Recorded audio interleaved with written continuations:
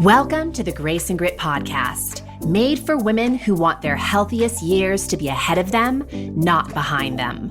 Join your host, Courtney Townley, right now as she breaks down the fairy tale health story you have been chasing all of your life into sensible action steps and lasting change.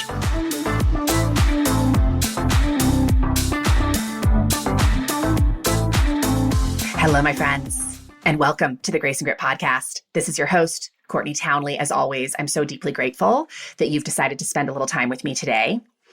And before I get started on today's episode, I just want to make a request that if you are a longtime listener, if you are someone who keeps coming back to this show time and time again because the message is landing, because you are reaping value from the show, I would immensely appreciate it if you would rate and review the show.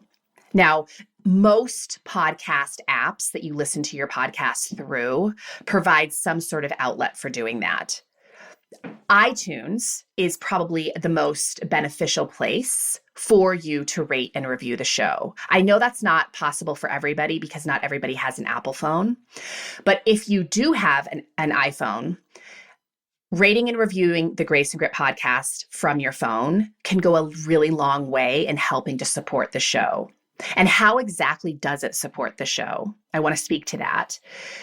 When women are looking for a new podcast, I know I'm this way. I always look at reviews and I always read reviews. My husband makes fun of me for doing that, but it's just the way that I am. I like to sort of see how other people are responding to this information before I invest my time and energy into it. So by you rating and reviewing the show, it goes a long way in helping us to get new listeners listening to the show. So I will thank you in advance. I would hugely appreciate it. Many of you often reach out to me through email, which I also love, to tell me how much the podcast has impacted you. And I always respond, first and foremost, by thanking you and also by asking you to leave a review. So please, please, please, if you have the time, it'll only take you a couple minutes. It would be immensely helpful. All right, let's get on to today's episode. I'm excited about this topic because this topic actually comes up a lot in conversations that I have with women, not just my clients, but the women in my life, right? My friends, my family members, the people in the community that I interact with. I cannot tell you the number of conversations that I have, and I'm sure you have these conversations too, with women who generally feel unwell. They feel like they lack spark in their life. They feel like they don't have a lot of motivation. They don't feel like they have a lot of excitement for the future. And yet, when they go to their doctor's office, everything checks out just fine. So their data says that they're fine, right? The standard blood work that they're getting at their doctor says they should be fine.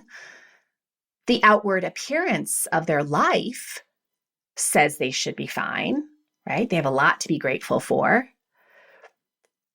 But they are so not fine. So what gives? Why does that happen? Well, clearly there's more to the story. There's more at play here. And here are three things that I have found might be the culprit of that unwell feeling. So I'll tell you what the three are, and then I'm going to back up and give you a little bit more information about both. Number one, more detective work is needed. We don't have all the answers with standard blood tests. Number two, you've made a habit out of normalizing stress. So you aren't even aware of how stressed you are. And number three, you're in what I call integrity pain, which is probably not a new phrase for many of you who've been listening to the show for a while, because I talk about integrity pain a lot. So let's break each one of these down so you're more clear on what each one is. So when I say that more detective work is needed, often when we go to the doctor because we aren't feeling our best and we do standard blood work, we aren't necessarily getting all of the data. We aren't necessarily getting information about our hormones. We aren't necessarily getting information about our gut microbiome. And so our doctor may tell us that everything is checking out, and yet they haven't read the whole book. So this is why I'm always encouraging my clients to really find practitioners who are really willing to look at the whole enchilada and ask some very broad questions in that, right? We're looking at the whole picture and not just one isolated piece of the picture. I'll tell you, several years ago, I was working with a client who went to the doctor, blood work checked out, but she was feeling miserable. She was gaining weight pretty quickly. She just was definitely feeling lackluster and knew in her heart of hearts that something was off kilter. Long story short, she ended up working with a naturopath. They did some gut microbiome testing and found out that she actually had a lot of yeast growing in her intestines and elsewhere. And so they addressed the issue, and wouldn't you know it, I saw her a few months later in person and she looked like a radically different person. So she just needed more information. I also would say that when more detective work is needed, we need our providers to be asking the right questions, right? I kind of alluded to this earlier by saying that we need to be asked bigger questions that cover the scope of wellness. And that takes time, right? Usually we book a regular checkup and it's just like in and out within 15, 20 minutes. And if we can find providers that actually are blocking more time for us to be able to do this detective work, we're often able to find answers sooner. And also, I think another issue with the truth of our data is that we might be working with more than one provider. So you might be going to a therapist, and you might be working with an endocrinologist and a dermatologist and a general practitioner. And yet, each one of those providers is uncovering different information about you, and they're not necessarily sharing it with each other. I find this outrageous in the year 2022 that we can have so many healthcare providers in our network of providers that we're working with, and yet there is no database. There is no way for them to communicate easily with each other. And I realize there's HIPAA laws and all kinds of things, probably a lot of other red tape that gets in the way of them being able to do that. But if we're talking about and encouraging health from a holistic perspective, looking at the whole person rather than one isolated part, we need to have more communication amongst our providers. And unfortunately, that responsibility falls on you as the patient. So being your own advocate, this is what that means. You are the medium through which your providers find out about the wholeness of who you are. You have to relay the messages. You have to relay the discoveries that your providers are making, or at least advocate for them to speak to one another, right? Which would be ideal. So let's go to the second piece of why you might not be feeling so hot, even though all of your data is showing that you should be fine. A lot of women, I lived in this space for many years. I work with a lot of women who are currently living in this space of making a habit out of stress. I've done lots of podcast episodes about this, but what this means specifically is you have lived in a heightened state of stress for so long, you don't even feel stressed anymore. You've numbed out to stress. You've normalized it. Even though life is feeling flat, it's feeling, again, like it lacks that spark. You don't necessarily feel stressed. And you won't really realize how stressed you actually are until you start unpacking your stress. And I see this all the time where clients will work on unpacking their stress. And a few months in, they say things like, "Oh my goodness, I had no idea. I had no idea how stressed I was until I started to decompress, until I started to create more space in my life.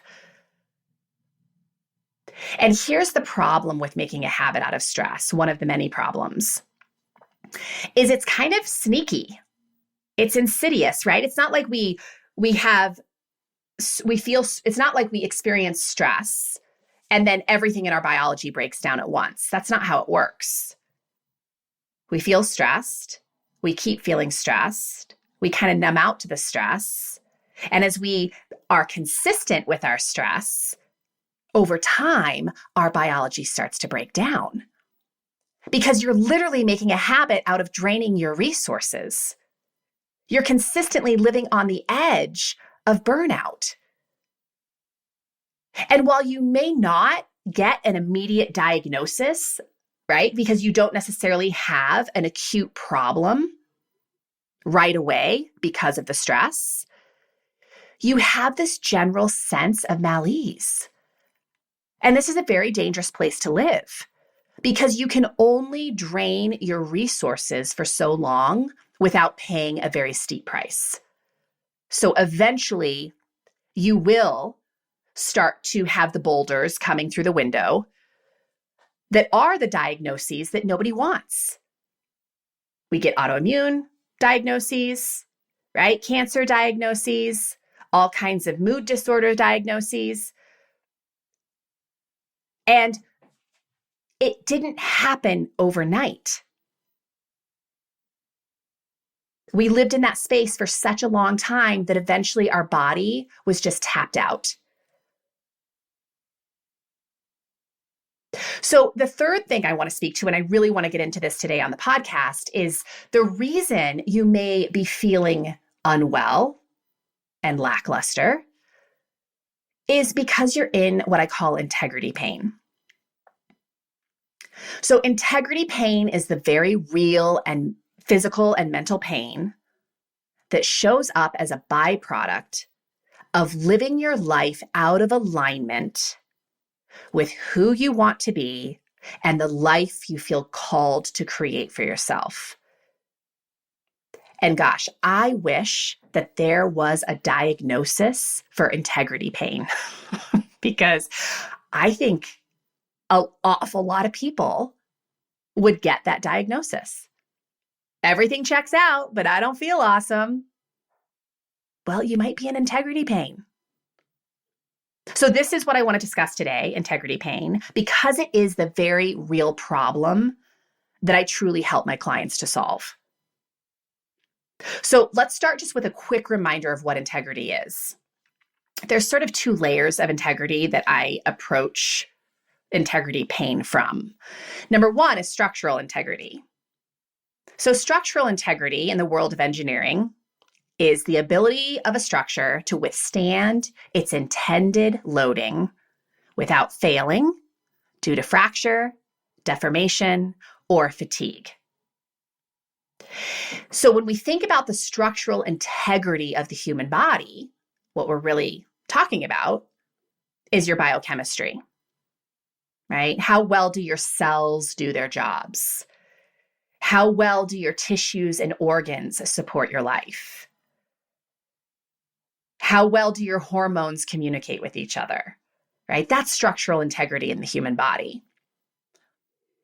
So a lot of us are in integrity pain because we literally lack structural integrity, because we've been putting way too much load on a framework that's starting to break down. But the other layer of integrity I should speak to is the state of being whole, entire, undiminished, and undivided.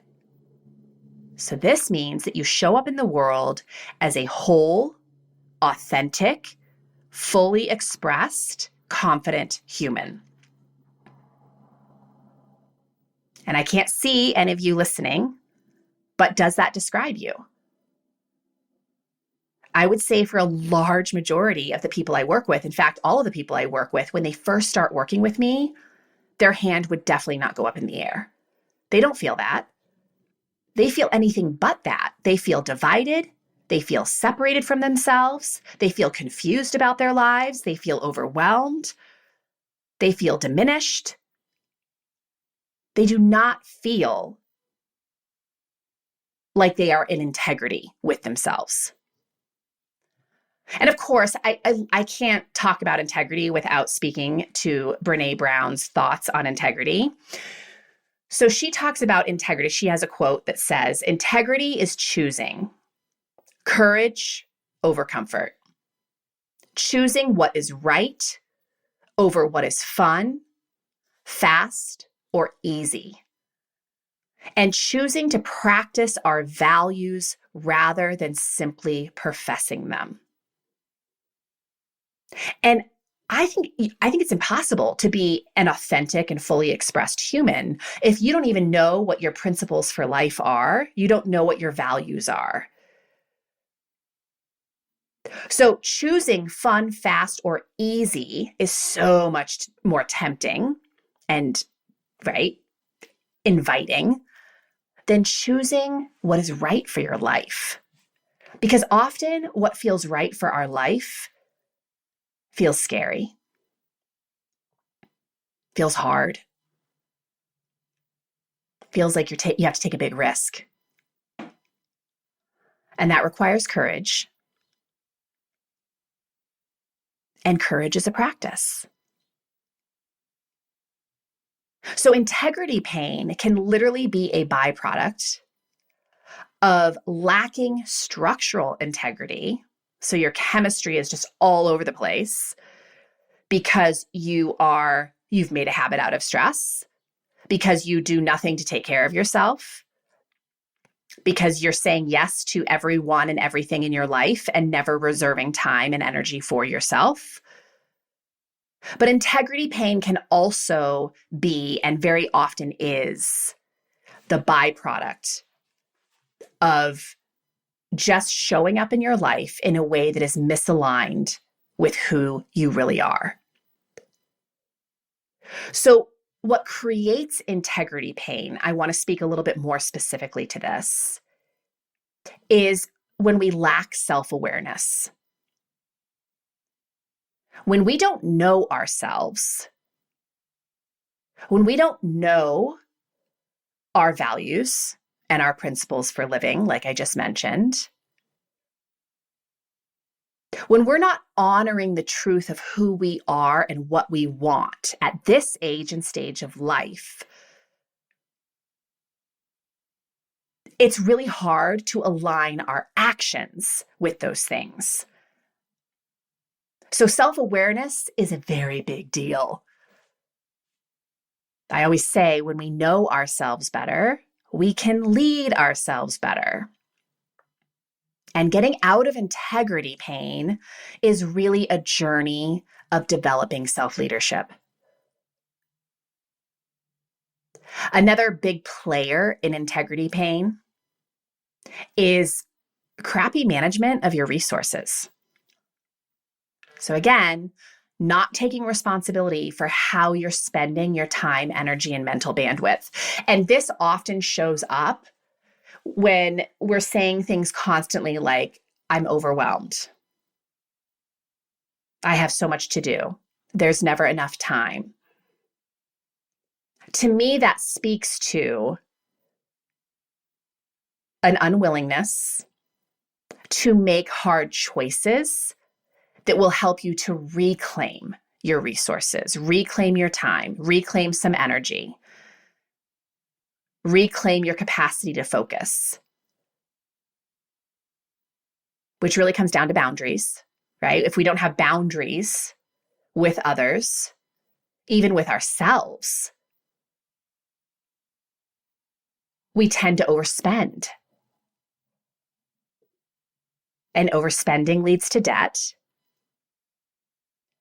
And debt just feels crappy, right? Energetically and otherwise. We have a lot of time leaks in our life that pull us out of integrity with ourselves. So we're spending time on things that are really not giving back to us. So there's no energy exchange. And or they're things that are completely out of alignment with our value system or what we really want to be spending time on. I think of all the time people spend on social media. And believe me, I'm so guilty of this. And often what I'm doing on social media is not business oriented, right? Because that's my rationalization for being there. I have an online business. I need to be posting. I need to be communicating with clients and my audience. But let's be honest. I'm spending a lot of time on social media that is none of that. And then it ends up costing me time in other areas that I really want to be showing up in. And then I end the day feeling really lousy about how I showed up. And you repeat that cycle day after day, week after week, month after month. And it's no surprise that we feel like the color is starting to fade from our life. And that's always the image I hold for integrity pain, is it's like in living with integrity is color TV, right? You see the full spectrum of color. It feels really vibrant and alive. Where integrity pain, living in integrity pain all the time, makes life feel like it's void of color. So another contributor to integrity pain are thought errors. The way you think about yourself, the way you think about your life, the way you think about what happens in your life can all massively contribute to integrity pain. So if I want to be a confident person, that's what I really desire for myself, but I'm talking to myself in a way that riddles me with self-doubt. There's a lack of integrity there. If there is something that has been on my heart for a long time that I really want to go after, but I am spending all of my time arguing for why it's not possible and why I'm just not a person who does that, that's integrity pain. That creates integrity pain. Knowing that you need to have a difficult conversation with somebody to change the way the relationship is going, but not making time and space or mustering the courage to have those conversations causes integrity pain. And then the fourth thing that I want to speak to is just emotional childhood. That this emotional childhood creates integrity pain. So what is emotional childhood? Well, it's when you make everyone and everything outside of you responsible for your emotional landscape. So because you don't like yourself, you look to others for validation. Because you don't trust yourself, you outsource the decisions of your life to other people. Because you don't feel your own self-worth, you don't generate your own self-worth, you hustle for your worth. Very dangerous, right? We can see where those things, looking for others for validation, outsourcing the decisions of your life to others, hustling for your worth, that creates a tremendous amount of integrity pain. But when we take ownership for our emotional landscape, man, is there power in that. I'm responsible for what I make things mean. I'm responsible for what I give real estate to in my brain. I'm responsible for the things that I make matter. Because if we don't do that for ourselves, if we make everyone and everything outside of us responsible for our emotional landscape, what ultimately happens is we get further and further away from ourselves, and life starts feeling like an itchy sweater that you just want to take off. You literally create a life full of integrity pain. Integrity pain makes life hard. It makes us feel like we're moving through molasses. And it's a very slow death. So I want to give you a few tips for how to get out of it. Number one, take some time to get very clear on how you want to be showing up at this age and stage of your life. What do you want for your life at this age and stage of your life? Those are really important questions to answer. Step two, get radically honest with yourself about where the misalignments are.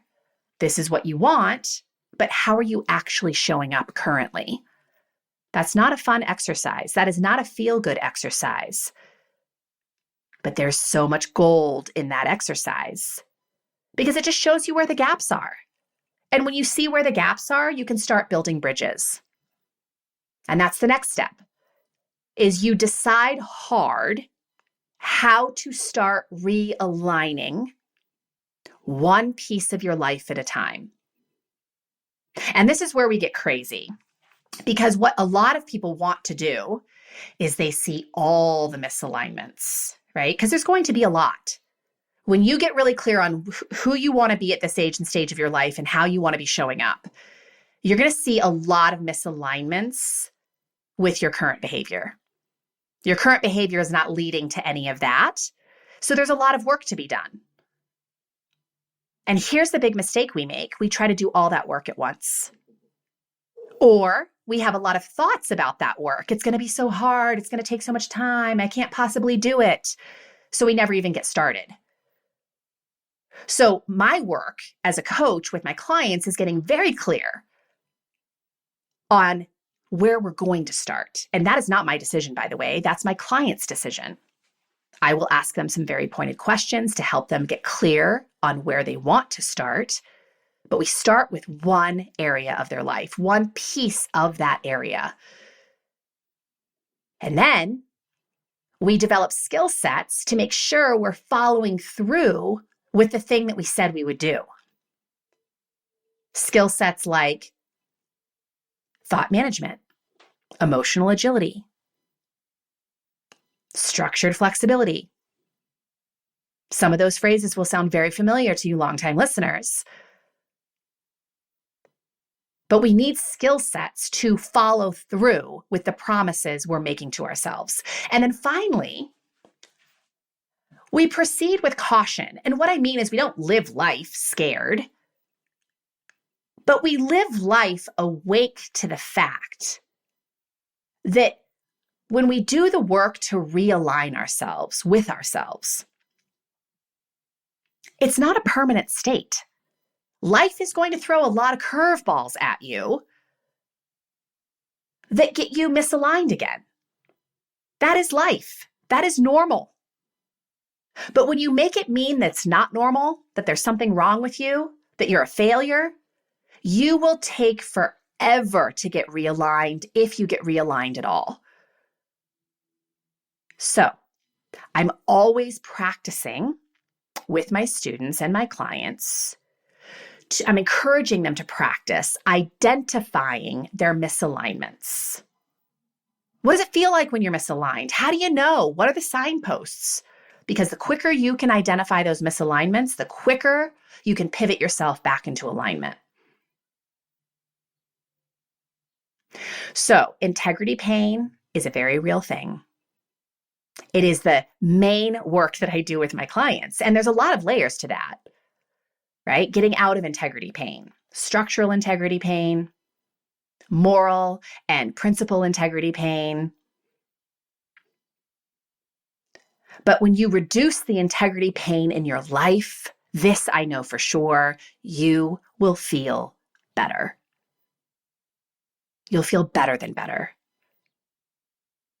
So if you need help with this, Rumble and Rise is the space we do all this work, right? Rumble and Rise is my community outside of this podcast where I don't actually just talk about these things, I teach them, right? I teach the skill sets that I allude to in these episodes.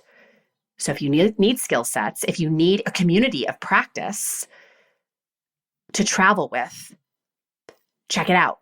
graceandgrit.com/ready to rumble. All right, my friends, I hope you have a wonderful week, and I will see you again very soon. Take care.